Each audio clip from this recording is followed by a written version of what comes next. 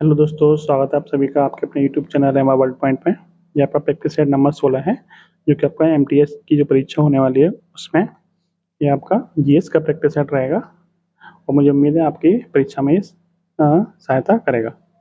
तो चलिए शुरू करते हैं आज का प्रैक्टिस सेट। देखिए क्वेश्चन है, टेनिस में एक वर्ष में कितने ग्रैंड स्लैम टूर्नामेंट खेले जाते हैं? तो टेनिस के ग्रैंड स्लैम कितने होते हैं? तो 4 ग्रैंड स्लैम होते हैं। कौन कौन से होते हैं और यहाँ पे क्रम से होते हैं, तो उनको ध्यान रखिएगा। सबसे पहले आपको आता है, देखिए अफवाह से आप याद रखिएगा, अफवाह। ठीक है, सबसे पहले आपका आएगा ऑस्ट्रेलियन ओपन, ऑस्ट्रेलियन ओपन आएगा, फिर आपका फ्रेंच ओपन आएगा, फिर आपका विंबलडन आएगा और फिर एंड में आएगा आपका अमेरिकन ओपन। ठीक है, ठीक है। तो यहाँ पे 4 तरह के आपके ग्रैंड स्लैम होते हैं एक साल में। शुरुआत किससे होती है? तो ऑस्ट्रेलियन ओपन से आपकी इसकी शुरुआत होती है। ठीक है, आपसे पूछा जाए कि लाल यानी रेड किले पे कौन सा ग्रैंड स्लैम खेला जाता है? तो लाल मिट्टी पे खेला जाने वाला ग्रैंड स्लैम है आपका फ्रेंच ओपन, लाल मिट्टी पे खेला जाता है। ठीक है, नेक्स्ट क्वेश्चन देखिए, भारत के प्रमुख मुख्य चुनाव आयुक्त कौन थे? तो भारत के प्रथम मुख्य चुनाव आयुक्त कौन थे? सुकुमार सेन, कल्याण सुंदरम, मेहर सेन या फिर नसीम जैदी। तो पहले चुनाव आयुक्त थे आपके सुकुमार सेन। वर्तमान में कौन है?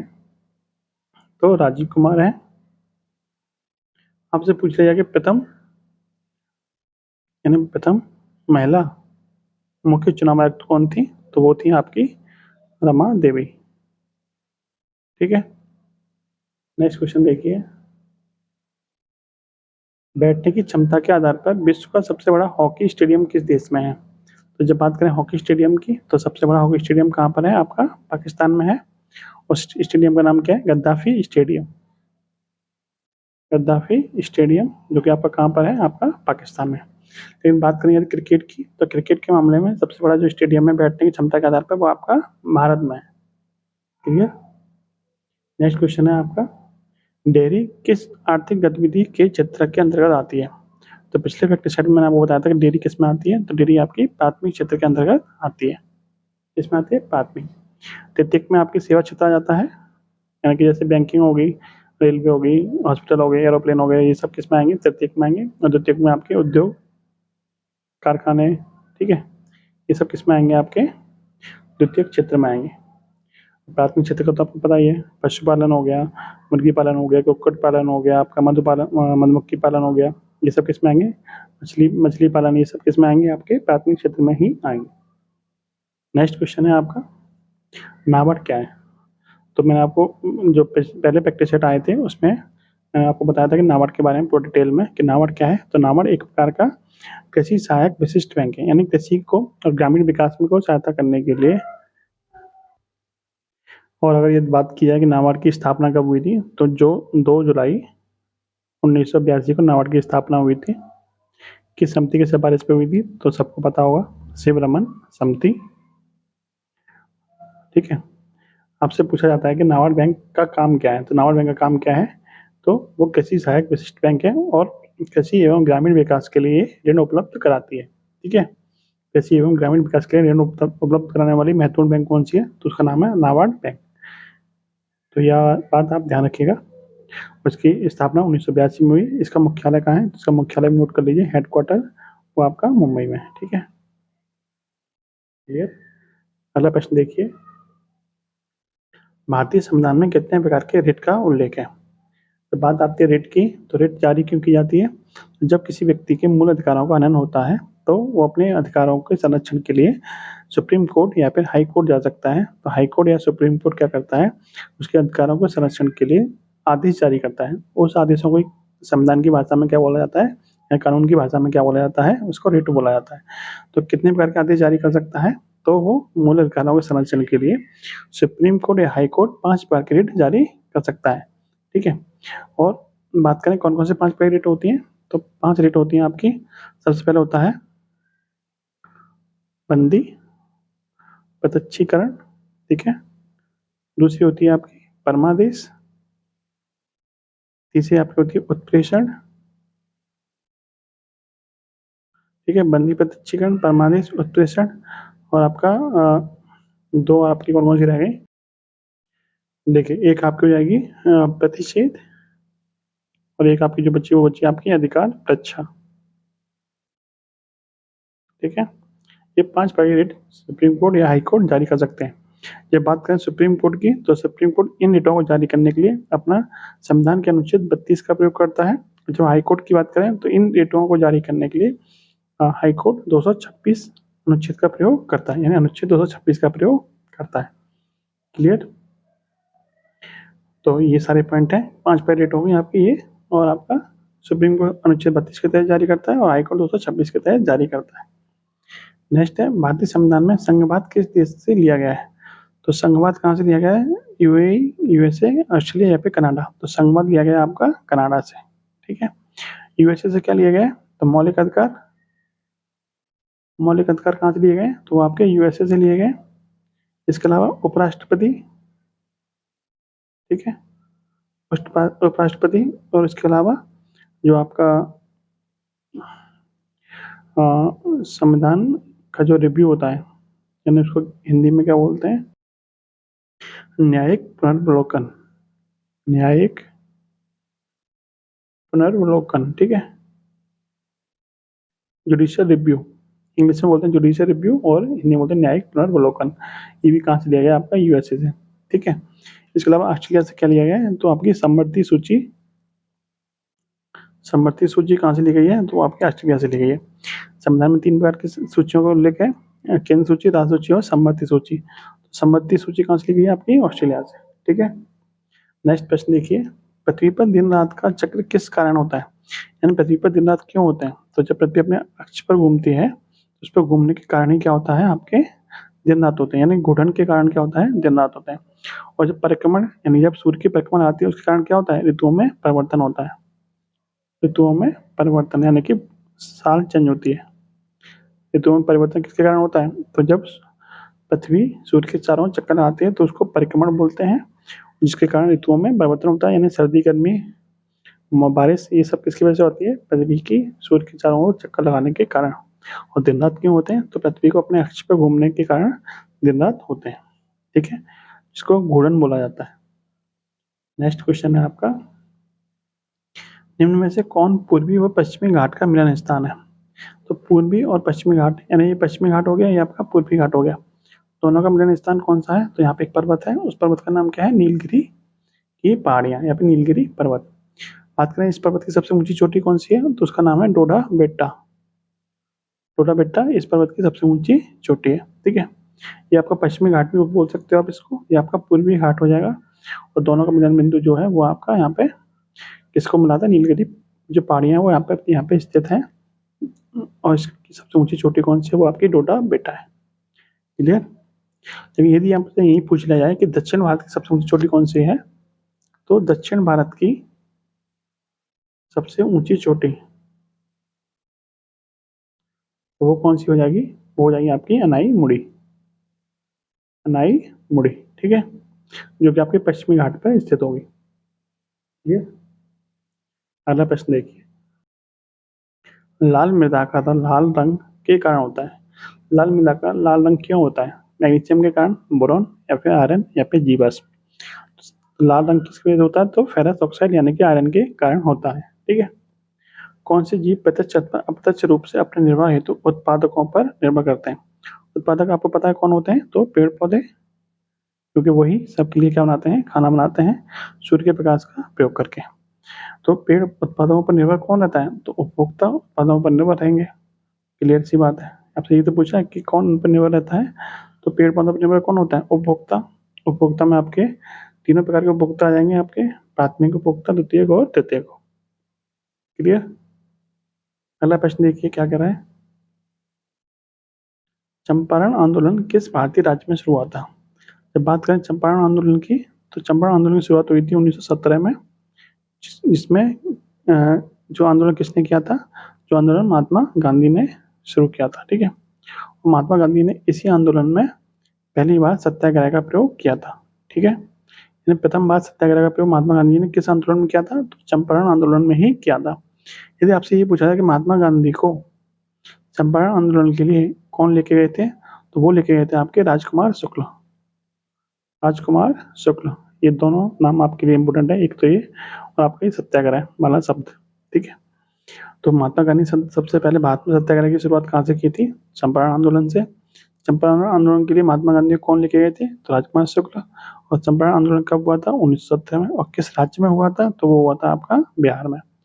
ये आंदोलन क्यों हुआ था? क्योंकि तीन कटिया पद्धति के खिलाफ, यानी 3/20।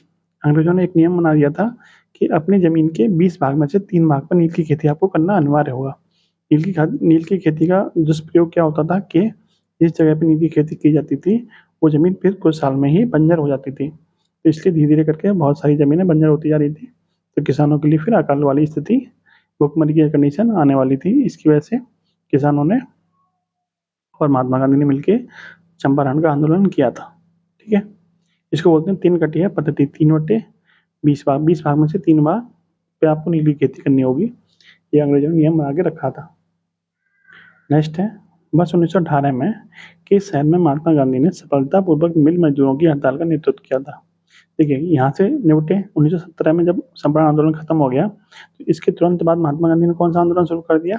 तो मिल मजदूरों की हड़ताल को, मतलब मिल मजदूरों की समस्याओं को निपटाने के लिए अहमदाबाद में मिल हड़ताल शुरू कर दी। तो यहाँ से क्या कहते हैं, आंदोलन खत्म करने के बाद अहमदाबाद पहुंच गए मिल मजदूरों को की समस्याओं को निपटारा करने के लिए। फिर उसके बाद एक खेड़ा सत्याग्रह भी हुआ था, खेड़ा सत्याग्रह।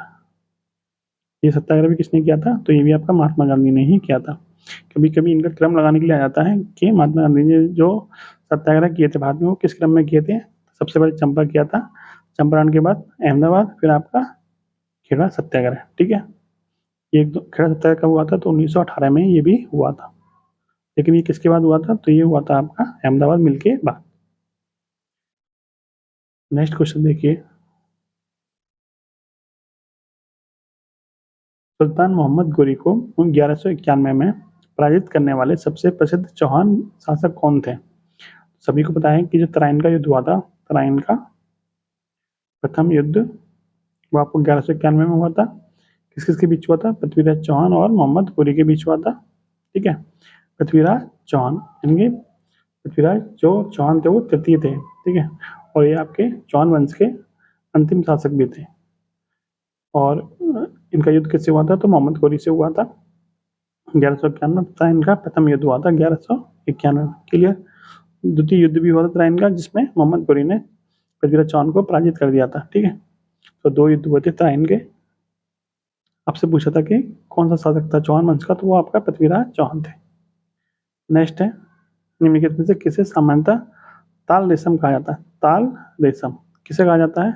तो स्पैरोगायरा, राइजोपस, ईस्ट या फिर यूलोथ्रिक्स। तो जो ताल रेशम होता है उसका नाम क्या है? उसका नाम है स्पैरोगायरा, स्पैरोगायरा।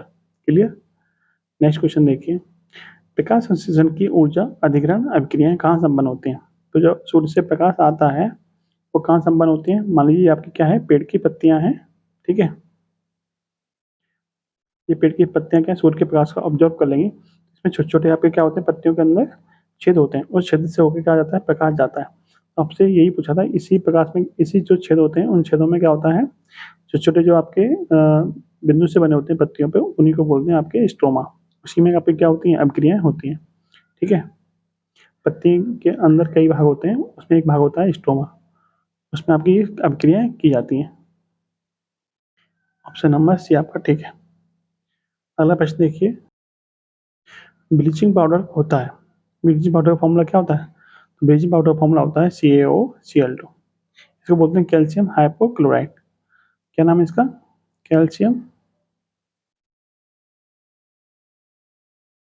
हाइपोक्लोराइड, ठीक है। ब्लीचिंग पाउडर ये रंग उड़ाने के काम आता है, इससे क्या होता है, रंग उड़ जाता है। नेक्स्ट है, यदि एक पिंड का संवेग दोगुना कर दिया है तो गतिज ऊर्जा पे क्या फर्क पड़ेगा? तो आपको पता है कि गतिज ऊर्जा फॉर्मूला क्या होता है, 1/2 m/v²। m क्या द्रव्यमान, b क्या है वेग। तो गतिज ऊर्जा किस पर डिपेंड कर रही है, किस पर निर्भर कर रही है? तो m यानी द्रव्यमान और वेग पर निर्भर कर रही है, और वेग के वर्ग के रूप में निर्भर कर रही है। तो यदि हम वेग को दोगुना कर देंगे, समय को क्या कर रहे हैं, दोगुना कर देंगे, तो 2 का वर्ग यानी कि 4 हो जाएगा ये। तो 2 का वर्ग यानी 4, तो पहले से जितनी एनर्जी मिल रही थी गतिज ऊर्जा उसकी अब कितने गुना एनर्जी हो जाएगी? तो 4 गुना एनर्जी हो जाएगी। ये तो पूछा गतिज ऊर्जा कितनी हो जाएगी, तो 4 गुना एनर्जी काइनेटिक एनर्जी हो जाएगी। क्लियर। नेक्स्ट देखिए, एक परमाणु होता है पदार्थ का सबसे छोटा ज्ञात कण, एक गैस का सबसे छोटा कण, एक तत्व का सबसे छोटा अविभाज्य कण जो एक रासायनिक परिवर्तन में भाग ले सकता है, या फिर एक आवेशित कण। परमाणु क्या होता है? परमाणु एक पदार्थ का, एक तत्व का सबसे छोटा अविभाज्य कण होता है जो रासायनिक प्रक्रिया में भाग ले सकता है लेकिन स्वतंत्र नहीं रह सकता। ठीक है, ऑप्शन नंबर सी। निम्नलिखित में से किसने भाप के इंजन का आविष्कार किया था? भाप के इंजन का आविष्कार किसने किया था? भाप के इंजन का आविष्कार करने वाले थे जेम्स वॉट। बचपन से आप लोग पढ़ते आए होंगे, जेम्स वॉट भाप के इंजन का आविष्कार करने वाले थे। नेक्स्ट देखिए, मई 2024 में सोलोमन द्वीप के नए प्रधानमंत्री के रूप में किसे चुना गया है? बात हो रही है सोलोमन द्वीप की। तो मनसे सोगावरे, जेरेमिया मनले, मैथ्यू बेल्स या फिर एंथनी अल्वानी। तो सोलोमन द्वीप के जो नए प्रधानमंत्री बने वो बने आपके जेरेमिया मोनेले। ठीक है, जेरेमिया मानेले आपके नए प्रधानमंत्री बने हैं सोलोमन द्वीप के। अप्रैल 2024 में शंघाई में आयोजित तीरंदाजी विश्व कप में स्वर्ण पदक की हैट्रिक किसने लगाई थी? अदिति स्वामी, परनीत कौर, ज्योति सुरेखा या फिर एंडिया बेसेरा। तो स्वर्ण पदक की हैट्रिक लगाने वाली व्यक्ति थी आपकी ज्योति सुरेखा। नेक्स्ट प्रश्न देखिए, निम्नलिखित में से कौन बांसुरी बजाने के लिए प्रसिद्ध है? जाकिर हुसैन, रविशंकर, बिस्मिल्लाह खान या फिर हरिप्रसाद चौरसिया। तो बांसुरी के लिए फेमस कौन है? तो वो आपके हरिप्रसाद चौरसिया हैं। इसके अलावा बिस्मिल्लाह खान क्या बजाते थे? तो शहनाई, इनको भारत रत्न भी मिल चुका है। जाकिर हुसैन किसके लिए फेमस है? तो आपके तबला। और रविशंकर किसके लिए है? तो आपके सितार।